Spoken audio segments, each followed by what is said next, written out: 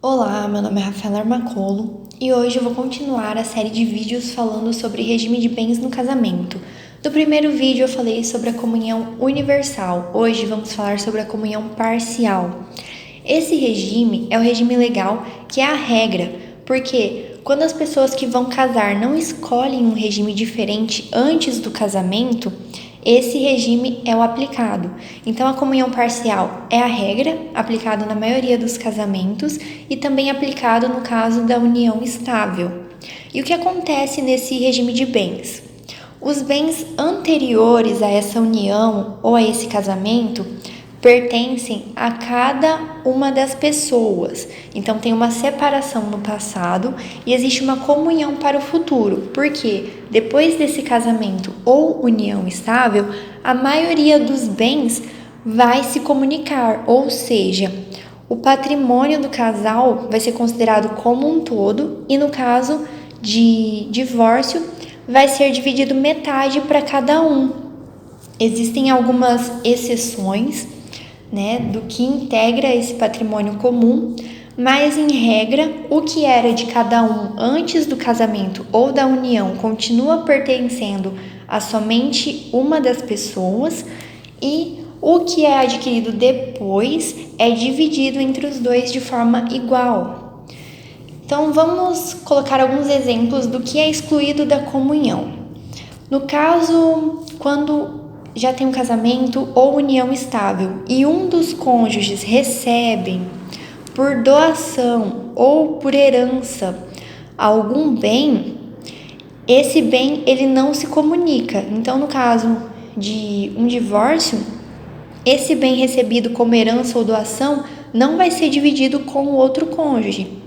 Inclusive, os bens subrogados no lugar destes. O que significa isso, subrogados? São os bens adquiridos no lugar desses que foram recebidos em doação ou herança. Então, se a pessoa recebeu 100 mil reais numa herança, num imóvel que tem esse valor, e ela vender esse imóvel e comprar um outro imóvel com esse dinheiro, esse outro imóvel continua sendo somente dela, não vai ser dividido no caso de uma separação, tá? Os bens adquiridos também com valores que pertencem a somente um dos cônjuges também não se comunica. Então, no caso, os bens que a pessoa tinha antes do casamento ou da união estável, Ela tinha um carro, por exemplo. Ela vende esse carro e compra um outro bem. Esse outro bem que ela comprou continua sendo somente dela, não é dividido, tá? Também bens de uso pessoal, livros e instrumentos de profissão não são divididos.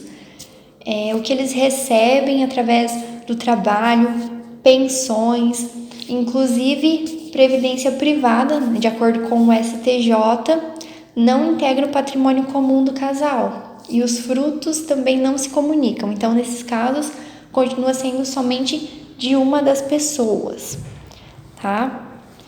Mas em regra, os bens são divididos de forma igual, 50% para cada um, Tem algumas outras questões, por exemplo, o STF já decidiu que o FGTS, no caso dos valores depositados antes do casamento, eles não entram na divisão, mas os depositados durante o casamento, sim.